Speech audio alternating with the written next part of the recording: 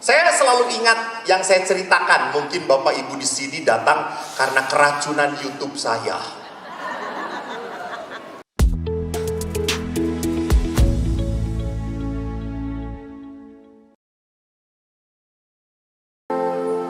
Kami bersyukur kepadamu atas rahmat, kasih, berkat yang sungguh indah dalam hidup kami. Hati kami bersuka cita karena kami mempunyai Sang Penyelamat yang begitu besar. Dialah Putramu, Dialah Yesus, Dialah Al-Masih. Kami mengikuti Dia karena kami ingin selamat. Biarkanlah kami semakin mengerti bagaimana menjadi pribadi yang siap hidup seperti Kristus, rela berkorban. Bapa, hembuskanlah Roh Kudus-Mu di tengah-tengah kami. Urapi anakmu satu demi satu, sehingga firman-Mu yang sungguh hadir di dalam hati mereka mengubah hidup mereka. Terpujilah Engkau Tuhan, kini dan sepanjang masa. Amin. Dalam nama Bapa dan Putra dan Roh Kudus. Amin. Shalom. Silakan duduk. Terima kasih banyak. Berkah dalam. Apakah ada sukacita? Amin. Ada, syukur kepada Allah. Saya juga merasa sukacita. Sudah beberapa tahun yang lalu saya pernah ke Solo. Dan biasanya saya ke Solo itu jalan-jalan, kuliner. Hari ini saya ke Solo penuh penderitaan, karena harus memberikan renungan. Bapak Ibu yang terkasih, tema yang diangkat oleh panitia adalah You are created to be like Christ. Menjadi seperti Kristus itu seperti apa? Pertama saya mau cerita waktu pengalaman saya di Sumatera Utara. Saya bertugas di Medan. Di Medan itu ada kebiasaan baik di mana para imamnya pada saat masa Paskah itu mengunjungi umat, berdoa dan memberkati keluarga-keluarga. Biasanya ada 5-4 keluarga yang kumpul. Dan pada hari itu 2 keluarga saja. Dan pada saat saya masuk rumah itu, saya kagum. Seluruh buffet lemari rumah itu isinya patung orang kudus. Edan, kata saya. Sampai kalendernya juga gambar orang kudus. Weh, kata saya. Lalu saya kan ada keluarga yang ikut saya, yang nanti juga mau didoakan keluarganya. Saya berkata, Pak, ini keluarga kudus. Apa tandanya Romo? Lihat, semua patung-patung orang kudus. Wah, banyak banget Pak. Semua santo ada. Romo hafal semua? Enggak. Lalu setelah doa, saya ke rumahnya Bapak itu. Jalan. Pas datang ke rumahnya, di buffetnya banyak minuman. Vodka, Johnny Walker, lalu ada martini, semuanya. Si bapak itu agak malu, dia diem saja. Terus bapak itu deketin saya dan berkata, Romo maaf ya, beda dengan rumah yang tadi. Bukan Pak, Bapak menyimpan air kehidupan. Lalu saya lihat apakah ada patung nggak di rumah itu. Rupanya ada patung Yesus, hati kudus Yesus yang sedang begini. Rupanya terselip di pojok dan di depannya Johnny Walker. Lalu saya berkata, Pak, kalau Bapak minum Johnny Walker itu, Bapak bisa berjalan di atas air. Kenapa Romo? Karena setiap saat Yesus mendoakan Johnny Walker itu, gitu ya. Jadi Bapak Ibu, apa sih tandanya kalau orang itu menjadi pengikut Yesus? Apakah kalau ditato gambar Yesus, aku melu Yesus deloken? Alah, ditato hebat-hebat. Pada saat disuntik COVID, nangis, meriang. Ada preman kok meriang, kata saya. Jadi lihat, mengikuti Yesus itu adalah sebuah apa? Sebuah perjalanan. Jadi Bapak Ibu, lihat, kita seringkali berpikir, saya itu pengikut Yesus, saya sudah banyak berdoa, maka Yesus, Tuhan tolong hidup saya jangan dibuat susah. What? Jangan dibuat susah. Anaknya Tuhan aja dibuat susah. Anaknya Tuhan saja menderita. Kenapa kita menuntut supaya hidup kita tidak susah, jauh dari penderitaan, gak banyak masalah? Gampang, Bu. Supaya gak banyak masalah hidup, supaya gak banyak penderitaan, minta cepat dipanggil Tuhan. Pasti. Nah Bapak Ibu, kalau begitu, apa yang bisa kita pelajari? Mari kita renungkan kalau demikian. Ini aku harus menghadap kemana ini? Pencetannya. Ini dia. Di manakah Tuhan dalam hidup kita? Kita merenung, lihat di mana posisi Tuhan dalam hidup kita. Kadang-kadang Tuhan itu kita ingat kalau kepepet. Yen wis ra iso apa-apa, Gusti tulungono. Tuhan tolonglah. Atau jangan-jangan kita ini adalah orang yang selalu sedikit-sedikit berdoa, minta tolong kepada Tuhan, tapi tidak berbuat apa-apa. Karena ada seorang gadis yang minta doa kepada saya, Romo tolong doakan saya supaya dapat jodoh. Tapi gak pernah ikut OMK, gak pernah aktif di lingkungan, dia hanya di kamar saja. Ya sudah, kata saya doakan semoga jodohmu seekor cecak. Ya bagaimana mungkin dia mohon berkat Tuhan, tetapi dia tidak melakukan sesuatu? Ada orang yang seperti itu, ada. Dia banyak berdoa tetapi tidak pernah mau mengikuti apa yang Tuhan maui. Dia menuntut Tuhan ikuti kehendak saya. Tapi Tuhan juga berkata, lu ikut gue. Atau ada orang yang berkata, gak penting. Doa atau tidak doa, gak penting. Beberapa anak pun sama. Romo, apakah kalau mau makan gak doa dan berdoa, apakah ada bedanya enggak? Ya kita gak bisa menjawab gitu ya. Apakah kalau kita ke gereja dan tidak ke gereja, apakah hidup kita tidak diberkati Tuhan? Masa Tuhan sampai kayak gitu sih? Masa ada Tuhan tersinggung? Aneh. Tuhan kok baper? Ya, bahwa banyak anak muda sekarang pun sudah merasakan kebutuhan akan Tuhan amat sangat minim sekali. Maka mari kita lihat. Ada sebuah pola yang ingin saya perlihatkan di sini. Ini kemana ya? Sono apa sono? Ini. Lihat, ini ada 3 tipe.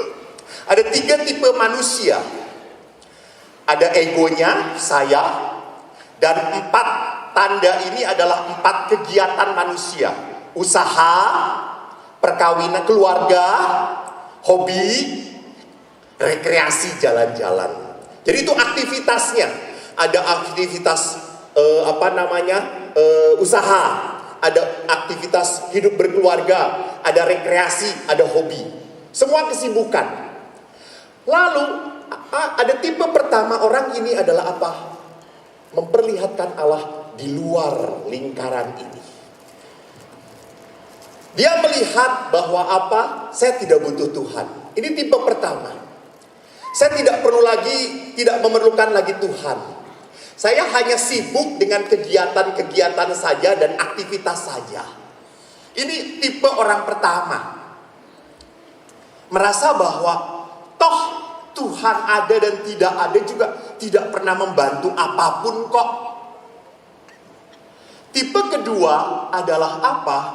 Tipe orang yang lihat punya kesibukan sama. Ada egonya, ini diri saya yang mengatur. Saya yang mengatur apa? Keluarga saya, mengatur usaha saya, mengatur hobi. lalu mengatur kesenangan rekreasi saya. Dan di sini juga ada rohani. Jadi hidup rohani itu sebagai salah satu kegiatan, sebagai salah satu acara. Sehingga tidak aneh ada orang-orang tertentu doanya khusyuk, rajin. Kalau persekutuan doa sampai nangis-nangis, teriak-teriak, resting terus. Baru Yesus langsung kejep-kejep. Tapi kalau jualan, tipu-tipu besar. Cari ciennya, kangtaunya, cuannya hebat banget. Selalu kalau belanja, ini udah harga dasar, boleh 100.000. Ini tuh sudah dari sononya 100.000, nggak ada untung. Padahal dia beli hanya 40.000. Nggak ada untung. Ya udah berapa? Ya 110 lah, 110. Saya cuma dapat 10.000, masa 10.000 doang? Ya tegaan. Jadi dia rajin berdoa, tetapi juga rajin berdosa. Kenapa? Karena ke gereja itu kegiatan. Maka ada orang juga yang ke gereja, kok tegaan ya, masih ke gereja itu seminggu sekali, masih pas ke gereja buka HP, ngeliatin HP. Kok masih tega? Kenapa? Karena dia melihat hidup rohani itu adalah kegiatan, kewajiban. Ini juga salah satu acara dalam hidup saya. Acara. Sehingga kalau acara itu berarti saya harus datang karena diwajibkan. Ini tipe orang kedua. Tipe yang ketiga adalah apa? Dia punya kegiatan, punya keluarga, dia punya pekerjaan, dia punya hobi, dia juga punya rekreasi, dia juga punya ego. Tetapi apa yang terjadi? Egonya ini sudah dimasuki oleh Tuhan, dikuasai. Jadi tipe orang ketiga adalah apa? Tuhan menjadi pusat, center. Jadi Tuhan itu mengatur hidup dia. Dan dia diatur oleh Tuhan bukan karena ya sudahlah gak ada pilihan lain. Bukan. Tetapi karena apa? Karena mengalami pengalaman cinta dan dekat dengan Tuhan. Maka orang yang sungguh mencintai dan dekat dengan Tuhan akan menjadi pribadi yang tidak pernah tegaan. Gak tega. Tadi bagus banget Pak FX berkata, sekarang ini kita diajak untuk menjadi pribadi-pribadi yang punya kasih, mau memberi apapun yang Anda punya. Orang yang punya kasih adalah orang yang di dalam hatinya ada Allah. Karena kalau dia tidak ada Allah di dalam hatinya, dia selalu berpikir kalau saya beri pasti saya kehabisan. Pasti saya kekurangan. Kalau saya beri, emangnya kita gak butuh lagi. Jadi Bapak Ibu, apa yang bisa mau saya katakan? Bahwa orang yang dipenuhi dengan Allah adalah orang yang selalu tergerak hatinya. Bukan hanya untuk dirinya sendiri hidupnya. Enggak. Saya senang beberapa bapak-bapak itu adalah seorang bapak-bapak yang sekarang itu sudah bisa nyapu, cuci piring, meringankan pekerjaan istri. Edan hebat. Banyak bapak-bapak yang tidak tega lihat istrinya repot. Itu hebat. Dan sekarang juga cukup banyak ibu-ibu yang bisa menahan diri untuk tidak tetet-toet dengan suaminya. Edan. Maka dia pakai brongos, diem macam begini. Ya maksud saya masker. Jadi saudara-saudariku yang terkasih, tipe ketiga adalah tipe apa? Itu tadi, manusia yang dihidupi oleh Allah. Maka kalau kita mau bertanya, bagaimana kita bisa menjadi manusia yang tipenya dihidupi oleh Allah? Kita harus tahu dulu untuk apa kita hidup. Dan kalau Anda ingin tahu untuk apa Anda hidup, jangan tanya pada para romo. Anda tanya Romo, saya hidup untuk apa ya? Romo tidak akan tahu apa-apa. Karena Romo bukanlah yang menciptakan Anda. Apalagi berperan serta untuk kehadiran Anda di dunia ini. Mungkin mendoakan, iya, semoga hamil gitu ya. Jadi kalau Anda mau tahu apa sih maksud hidup saya di dunia ini, kembali kepada Tuhan, tanya pada Tuhan. Dan di firman Tuhan jelas sekali dikatakan apa di dalam kitab Kejadian bab 1 ayat 26-27. Di dalam 2 ayat ini sampai 3 kali dikatakan menurut gambar dan rupa kita. Jadi Allah itu menciptakan manusia menurut gambar dan rupa. Lihat di sini ayat 26. Di bawah juga sama. Ayat 27. Menurut gambarnya. Sampai 2 kali. Diciptakan menurut gambar Allah. Apa maksudnya menurut gambar Allah? Lihat di dalam Katekismus Gereja Katolik artikel 355. Kalau di dalam Di dalam kitab suci itu menurut gambar Allah. Tetapi di dalam Katekismus disebut sebagai citra Allah. Dan citra Allah itu punya 4 ciri. Pertama apa? Menurut citra Allah, nanti saya jelaskan. Kedua, dalam kodratnya bersatulah dunia roh dan dunia jasmani. Jadi di dalam hidup manusia, pribadi manusia, siapapun manusianya, pasti ada sebuah panggilan batin untuk berhubungan dengan Yang Maha Kuasa. Kalau Anda nggak percaya, coba lihat saja. Pada saat Anda naik pesawat, tiba-tiba turbulensi. Kencang turbulensinya. Siapa yang dipanggil? Kan gak mungkin, Romo! Enggak. Pasti semua namanya Tuhan.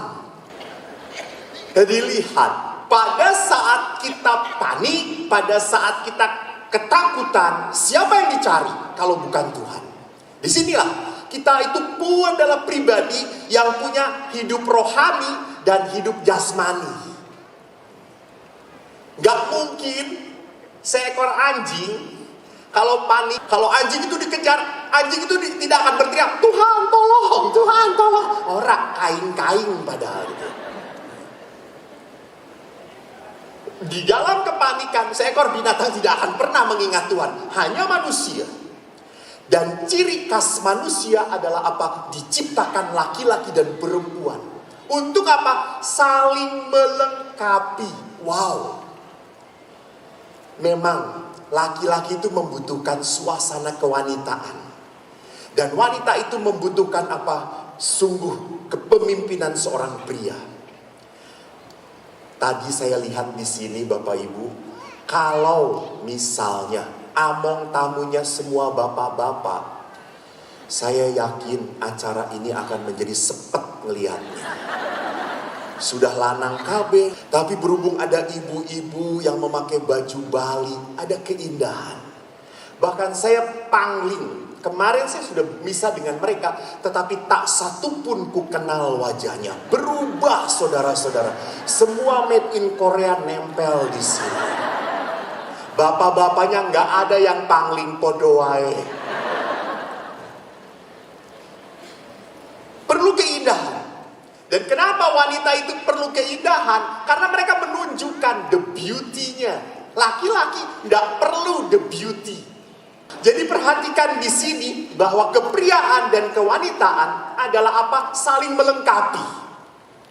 Dan yang keempat adalah apa? Manusia itu menjadi sahabatnya Tuhan, rekan kerja Allah. Nah, lihat di sini. Dalam Katekismus Gereja Katolik dijelaskan apa itu citra Allah. Citra Allah itu berarti apa? Yang mampu mengenal dan mencintai Tuhan itu hanya manusia. Hanya manusia. Jadi Bapak Ibu, apa yang mau saya katakan? bahwa hanya manusia yang bisa mengenal Allah. Dan yang kedua, bukan hanya itu, manusia pun mengambil bagian dalam kehidupan Allah, dalam rencana Tuhan. Jadi manusia itu hadir di dalam kehidupan bukan semata-mata hanya untuk hadir saja ada di dunia ini. Tidak. Tuhan punya maksud, yaitu apa? Masuk dalam rencana kasih Allah. Maka di dalam Katekismus Gereja Katolik 358 dikatakan, lihat di sini, Tuhan menciptakan segala sesuatu untuk manusia, tetapi manusia itu sendiri diciptakan untuk melayani Allah. Jadi manusia baru bisa menemukan hidupnya, maknanya pada saat ia melayani Tuhan. Namun pada saat manusia mencari apa? Mencari keinginan, mengejar keinginannya saja, dia selalu akan sampai titik apa? Kekecewaan, ketidakpuasan, kesedihan. Coba Anda bekerja, siang malam cari rejeki. Apakah rejeki yang Anda dapatkan membuat Anda puas? Enggak. Anda selalu berkata, kurang. Gaji naik berapapun tetap kurang. Kenapa? Karena manusia adalah pribadi yang tidak pernah puas. Sama sedang makan pun, kita sedang makan gudeg. Saya hobinya gudeg koyor. Pada saat makan gudeg koyor, orang berkata, Romo, gudeg di sini kurang enak. Yang di sebelah sana yang lebih enak. Ya ampun, ini aja belum dimakan. Masih ribut ke gudeg lain. Lihat, artinya bahwa manusia itu kalau mau mengejar apa yang dia inginkan, selalu sampai titik apa? Kekecewaan. Selalu sampai titik apa? Tidak puas. Anda mau punya mimpi jalan-jalan, sekarang ke Cina sedang murah, ke mana? Bukan Nanking, ada satu, cuma 13 juta 9 hari, saudara-saudara. Saya tahu karena dikasih flyernya. Diajak, Romo, mari kita ziarah ke Cina. Apa Anda Bunda Maria? Kata saya, ya sudah Romo, bawa patung Bunda Maria saja. Gitu. Nanti kita doa tinggal di sana. Gitu.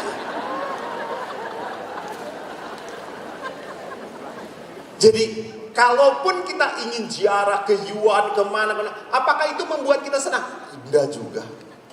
Orang tidak akan pernah menemukan kedamaian pada saat dia hanya ingin memenuhi apa yang dia inginkan. Jadi Bapak Ibu yang terkasih, perhatikan, di saat manusia mencoba untuk hidup di dalam melayani Tuhan, maka dia akan menemukan apa? Makna hidupnya. Dia akan menemukan kedamaiannya. Kedamaian itu pada saat apa? Mengikuti suara hati kita. Maka di dalam surat Rasul Paulus kepada jemaat di Kolose dikatakan jelas sekali di sana bahwa apa? Segala sesuatu diciptakan oleh Dia dan untuk Dia. Tolong jangan berpikir begini ya Bapak Ibu. Jangan berpikir Allah itu menciptakan manusia supaya Allah itu mencari kesenangan dari manusia. Nggak perlu loh. Allah itu sudah dalam kehidupannya sudah kepenuhan. Bahkan apakah kalau Anda puji-pujian tim PD ini, PD Mikael, saya tanya, apakah 4 tahun ini imannya berkembang atau tidak? Bu, kalau puji-pujian lalu penyembahan, apakah nama Tuhan semakin dimuliakan, semakin besar atau tidak? Semakin besar? Edan. Berarti Tuhan butuh banget PD Mikael ya. Halo, pujian-pujian Anda tidak pernah menambah kemuliaan Tuhan. Allah sudah maha besar. Kita tidak menambah kemuliaan Tuhan. Kita apa? Kita mengakui kemuliaan Tuhan. Baru betul itu. Kita mengakui kemuliaan Tuhan. Tidak menambah apapun. Maka kalau Tuhan itu segala sesuatu diciptakan oleh Tuhan, dan untuk Tuhan itu artinya bukan untuk kesenangan Tuhan, bukan. Untuk dihantar kembali kepada Tuhan. Karena apa yang diciptakan oleh Allah itu adalah apa? Milik Tuhan. Maka manusia itu dihantar kembali kepada Allah. Kenapa? Karena kehendak Tuhan jelas sekali. Yaitu apa? Yaitu agar anak-anaknya ini tetap menjadi anak-anaknya. Allah tidak pernah menghendaki satu anak manusia pun lepas dari Dia. Dan di dalam surat Rasul Paulus kepada jemaat di Efesus dikatakan apa? Terpujilah Allah Bapa Tuhan kita Yesus yang dalam Kristus telah mengaruniakan kepada kita segala berkat rohani. Ininya aneh ya, saya itu kok tanya, kenapa kok nggak berkat-berkat duniawi? Allah sudah memberikan berkat-berkat duniawi. Enggak. Rasul Paulus berkata berkat-berkat surgawi. Kenapa? Karena manusia itu tujuannya bukan tinggal di dunia ini. Manusia itu tujuannya tinggal dengan Tuhan. Maka Tuhan itu memberikan apa? Memberikan kemampuan supaya kita bisa sampai ke rumah Tuhan dengan benar, tidak tersesat. Maka dalam diri kita tuh ada potensi untuk apa? Menjadi baik. Ada potensi untuk menjadi manusia yang bisa bertobat. Nah, bagaimana potensi itu kita olah? Mari kita lihat. Yesus adalah pribadi yang lihat di sini. Yesus punya kegiatan, tentu Yesus mengajar, menyembuhkan orang, berjalan berkeliling, dan dia melawan ahli-ahli Taurat dan orang Farisi dengan keras. Tetapi yang di tengah Yesus siapa? Yang ada di dalam Yesus adalah apa? Bapaknya. Maka hidup Yesus mempunyai 4 ciri. Ini yang akan nanti kita ikuti. Ciri pertama adalah apa? Yesus punya misi. Misi itu apa? Misi itu tugas perutusan. Misi itu tugas kehidupan. Dan misi Yesus adalah apa? Kehendak Bapa. Maka selalu dikatakan di dalam Injil, dikatakan Yesus berkata, bukanlah kehendakku, melainkan kehendakmu yang terjadi. Bapa mengutus aku dan dia bersaksi tentang aku. Bapa yang mengutus aku, dia yang memerintah aku.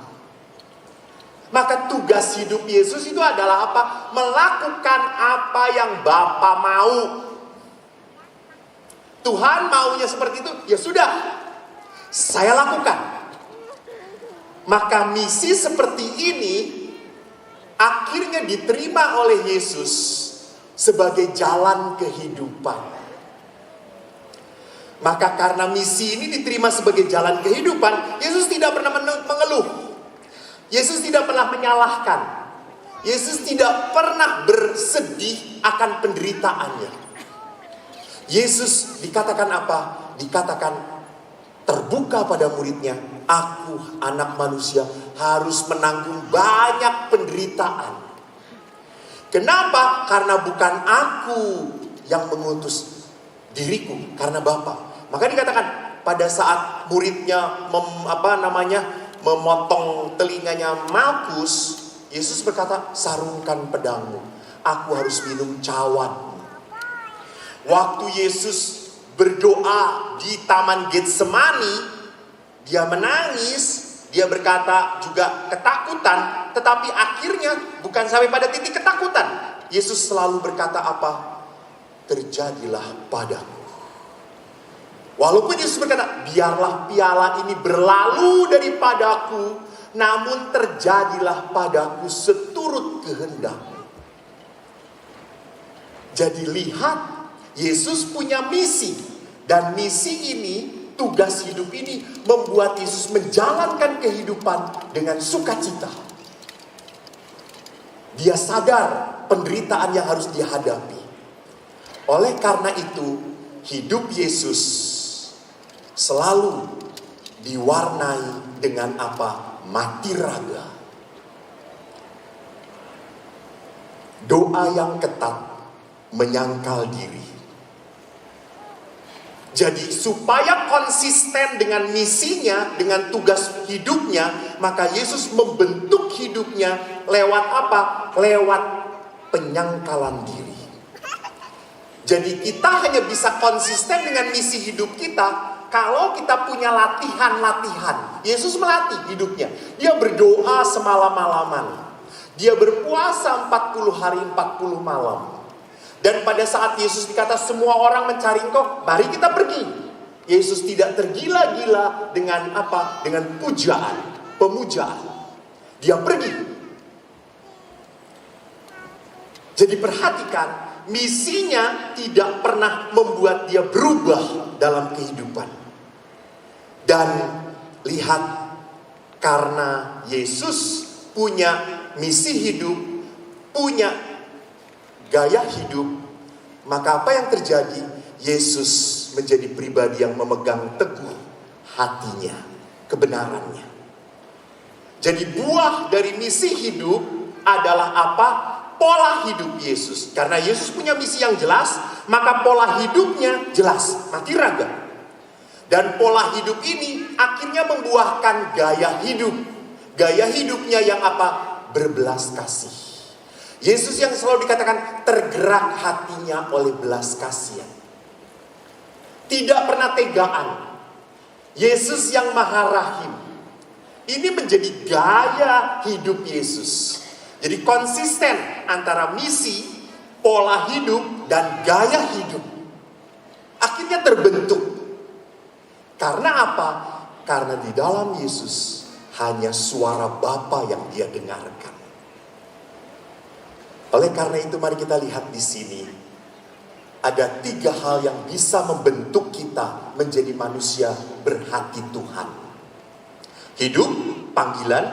Anda punya panggilan sebagai suami istri, sebagai imam, sebagai suster, sebagai orang yang tidak menikah. Itu pun panggilan, itu pun pilihan. Jadi tolong Bapak Ibu jangan pernah memaksakan anak-anak Anda harus menikah. Karena memang ada orang-orang yang tidak mampu menikah. Secara biologis mampu, tetapi dia tidak siap secara batin. Karena ada beberapa yang menikah dipaksakan, akhirnya apa? Akhirnya hanya berakhir dengan penderitaan. Maka memang menyedihkan, ada orang yang terpaksa menikah, sekarang sedang ngetren, nggak tahu pastilah di Semarang, Keuskupan Agung Semarang ini pun sudah ngetren pasangan suami istri yang mau menikah tapi child free, tidak mau punya anak. What? Nggak boleh, nggak bisa. Kenapa sampai demikian perkawinan? Karena berpikir karena dengan punya anak itu mengganggu, merepotkan, mengganggu kesenangan saya. Lihat di sini, sebetulnya dia tidak mampu menikah, memaksakan diri untuk menikah, karena hidup panggilan. Oh, jadi di sini lagi.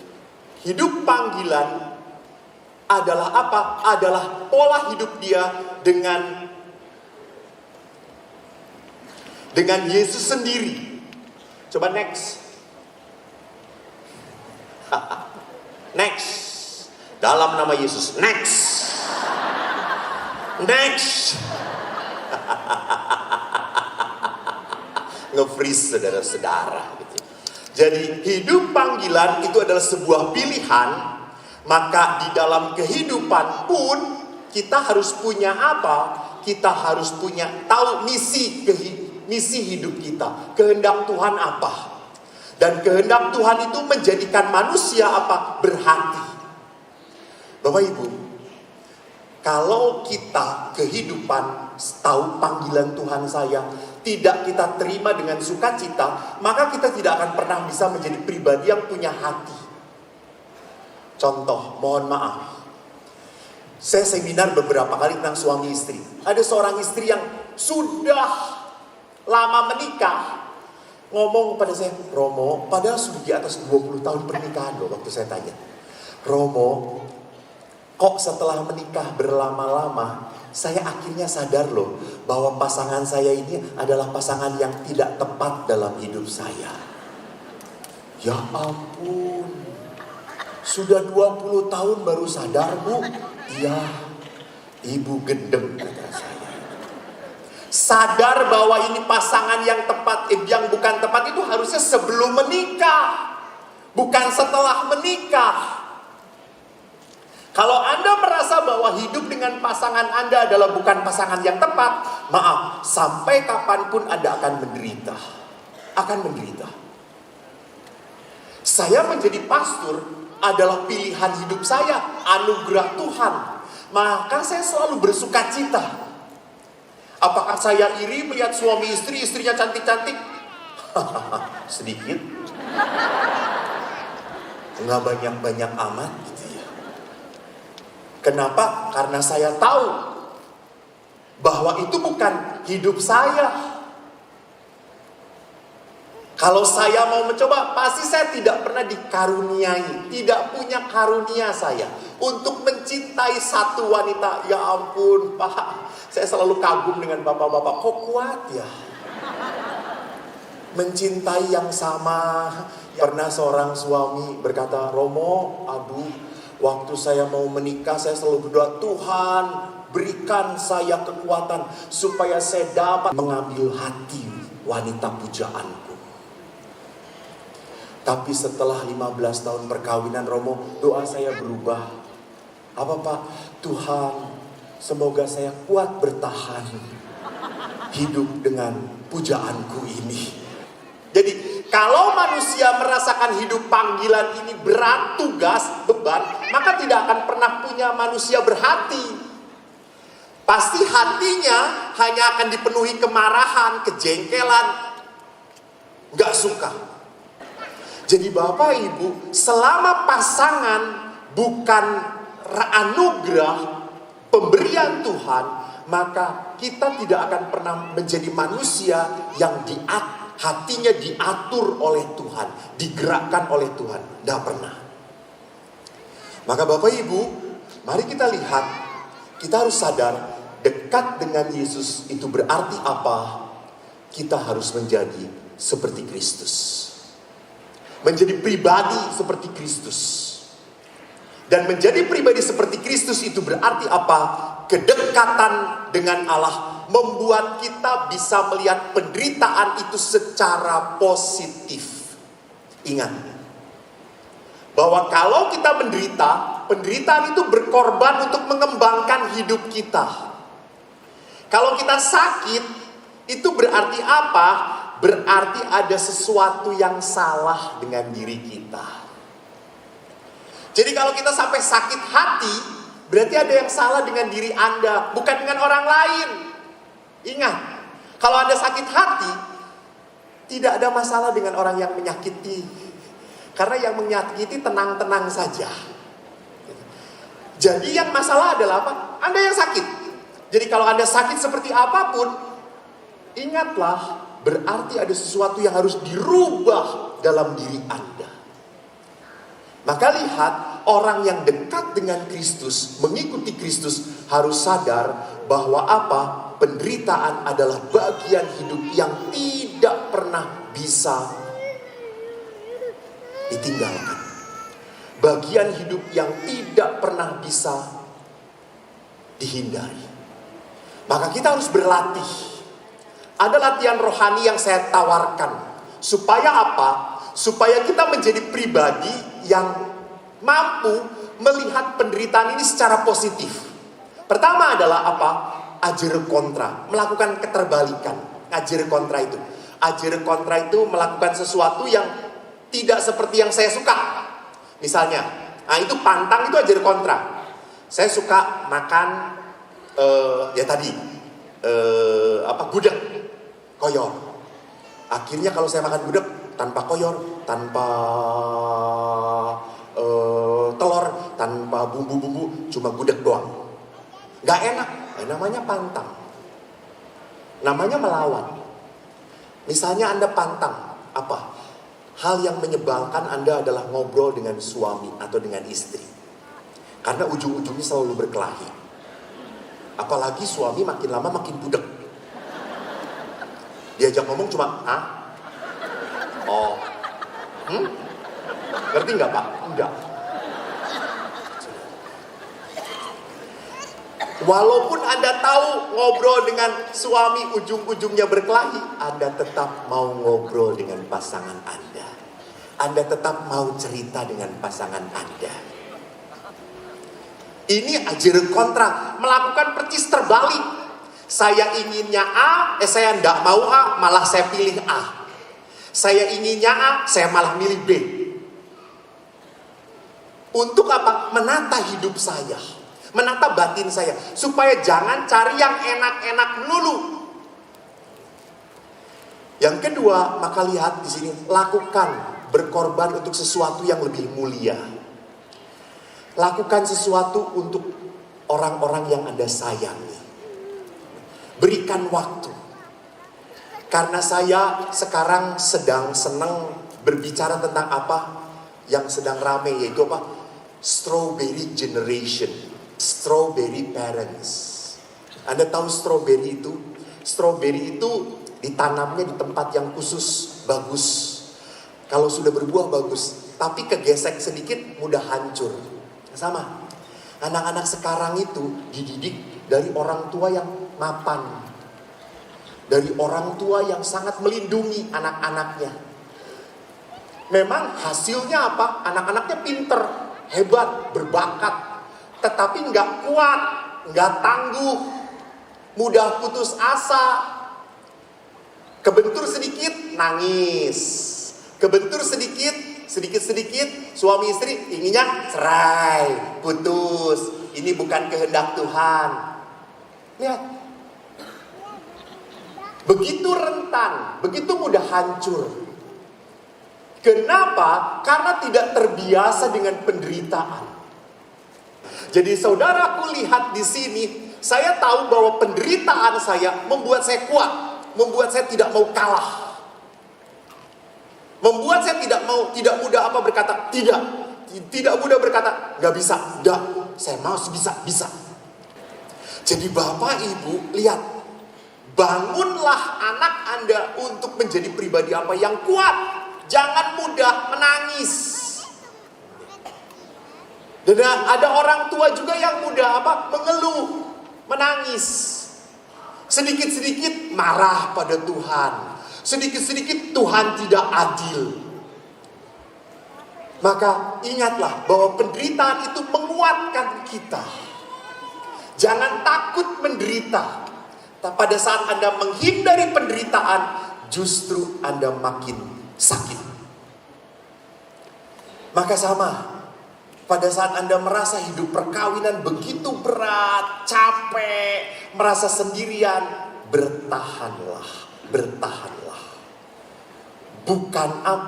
Bukan lepaskanlah.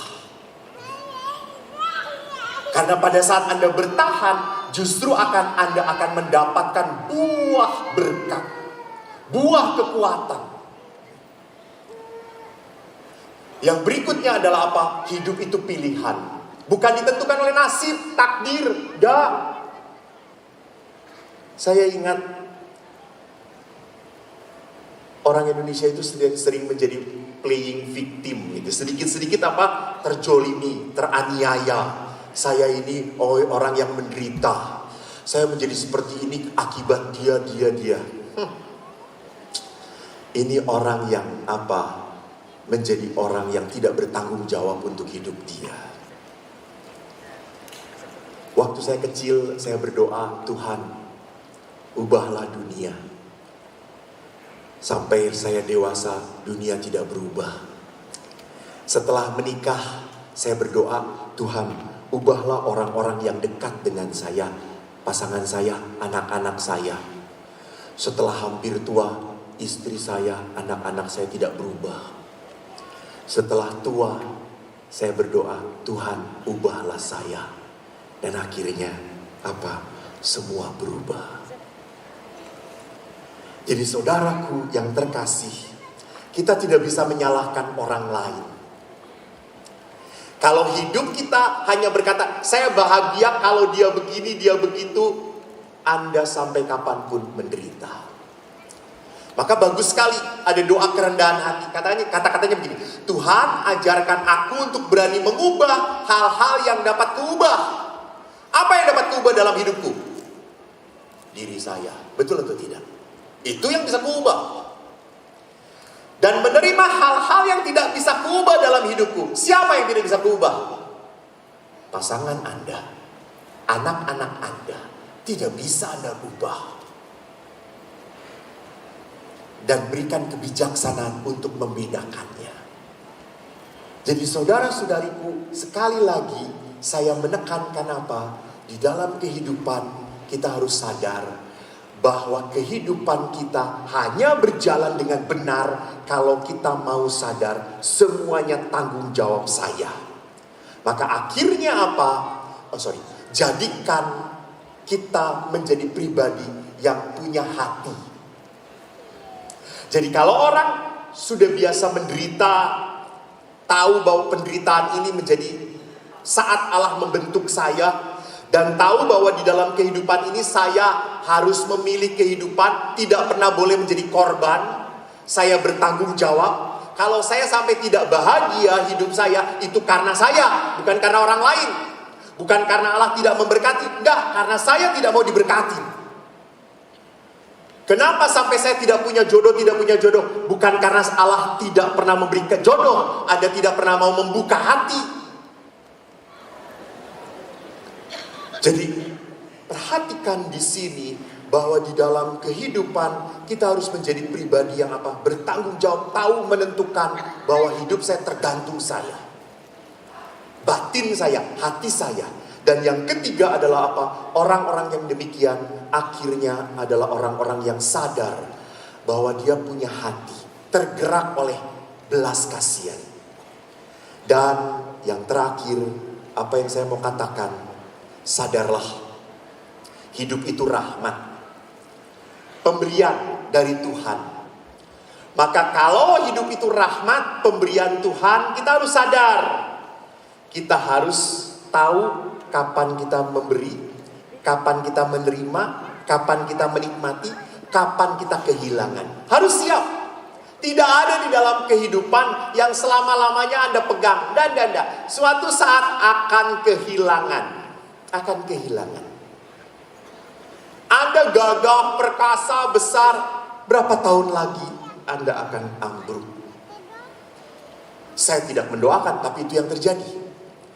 Saya setelah besar ini, setelah jadi romo, saya melihat ayah saya yang dulu begitu keras, sekarang sudah renta, jalan juga sudah susah. Akhirnya saya suka, ya Tuhan, saya bisa seperti ini karena ayah membentuk saya keras. Saya tugasnya apa sekarang? Mencintai ayah. Anda tahu, mengampuni ayah berat bagi saya. Saat dimana saya harus mengampuni ayah, saya datang pada ayah. Karena ini disuruh oleh dosen saya. Saya akhirnya berkata, saya ingat, saya anak yang jarang dipeluk oleh ayah. Maka suatu saat, pada saat kita retret bersama, saya berkata, ayah, boleh saya memeluk kamu? Oh boleh. Beliau berdiri dan saya memeluk ayah. Saya tidak lepaskan. Saya diam. Dan akhirnya apa? Ayah berkata, ini pelukan yang terindah yang saya dapatkan. Lalu saya berkata, ya ayah, saya sekarang saya bahagia. Dan apa yang terjadi setelah saya berdamai dengan ayah, begitu banyak hal yang baik dari ayah yang muncul dalam memori saya. Saya banyak menghargai kehebatan ayah. Sekarang ayah tinggal sendirian. Saya senangkan beliau. Kemarin tiba-tiba saya datang Dia mengeluh, kok saya sakit ini, sakit itu. Ya sudah Pak, yuk kita makan-makan. Dan saudara-saudara, sakitnya hilang saudara-saudara. Hanya karena diajak makan-makan oleh anaknya. Apa yang beliau ingin diperhatikan? Beliau ingin ngobrol, beliau ingin cerita. Saya dengarkan. Saya ingat dulu waktu kecil pun harus cerita dan ayah mendengarkan saya. Mengapa sekarang tidak? Kenapa saya lakukan itu? Saya tidak mau menjadi orang yang menyesal. Maka kemarin pada saat Sinja, saya datengin ayah. Saya bawa angpau. Uang saku saya 3 juta rupiah coy. Habis-habisan. Saya berkata, ayah, saya bahagia. Kau sudah menjadi ayah saya yang terbaik. Lalu saya beri angpau. Lalu ayah berkata, ojo, kowe iki romo, koran gede. Ojo tapi dimasukkan celono. Asem tenan kata saya. Lalu saya berkata, ojo kok ditompo. Terus ayah berkata, gak boleh nolak rezeki cah. Kata dia. Apa saya mau katakan, Bapak Ibu, dalam kehidupan ingat, ini berjalan untuk siapapun. Jangan pernah menunda kebaikan. Jangan pernah menunda pertobatan. Jangan pernah menunda kasih. Kalau Anda mau menjadi seperti Kristus, di saat Anda tergerak, lakukanlah. Memang berat. Untuk menjadi baik itu tidak gampang. Maka Bapak Ibu, mari kita lihat apakah kedekatan kita dengan Allah berpengaruh dalam hidup kita. Aku semakin mampu mengampuni dan mengasihi orang yang tak layak saya ampuni, tak layak dikasihi. Paling berat, paling susah mengasihi orang yang tidak layak dikasihi. Susah sekali untuk mencintai seorang anak padahal sudah begitu besar, sudah dididik baik-baik, disekolahkan mahal-mahal. Dia tidak pernah eling pada orang tuanya. Anda nunggu dia telepon, Anda nunggu dia mengunjungi Anda. Dan dia tidak pernah mengunjungi Anda dan Anda sakit hati. Salah, kunjungi anak Anda. Telepon anak Anda. Anda akan berkata, masa orang tua yang duluan? Pertanyaannya, apa yang salah? Yesus berkata, kalau kau mengasihi orang yang mengasihi kamu, apa gunanya orang yang tidak punya Tuhan pun melakukan hal yang sama? Jadi walaupun ada orang tua, Anda mengharapkan anak Anda baik dan mereka tidak menjadi baik, lakukan kebaikan kepada mereka. Anda akan berbuah sukacita, damai. Bukan hidup dengan kemangkelan, kejengkelan. Ora teko-teko, Sinja ora teko. Teko ming sedalit. Anda akan stroke modar. Kenapa? Karena Anda hidupnya dengan kekesalan, kemarahan. Bukan dengan apa? Bukan dengan kerendahan hati. Tuntutan Tuhan adalah apa? Anda rendah hati. Bapak yang terkasih, kita akan mengakhiri seluruh perjalanan iman kita di malam hari ini. Mari kita berdoa. Dalam nama Bapa dan Putra dan Roh Kudus. Amin. Hati kami bersyukur kepadamu Tuhan. Kami tunduk, kami mengakui Engkau Allah yang maha besar bagi kami. Kasih-Mu sungguh nyata dalam hidup kami. Kau terima segala puji-pujian kami, agar hati kami semakin bersukacita di dalam Engkau. Dan kini kami mohon kepadamu Tuhan, berkat perlindungan-Mu bagi anak-anak-Mu. Satukan mereka di dalam keluarga mereka dengan ikatan cinta-Mu. Berkati segala usaha mereka. Berkati anak-anak mereka, supaya anak-anak mereka bertumbuh dalam takut akan Engkau dan berkembang di dalam jalan-Mu. Kini kami mohon, pancarkanlah rahmat kasih-Mu di tengah-tengah keluarga anak-anak-Mu ini. Dalam nama Bapa dan Putera dan Roh Kudus. Amin.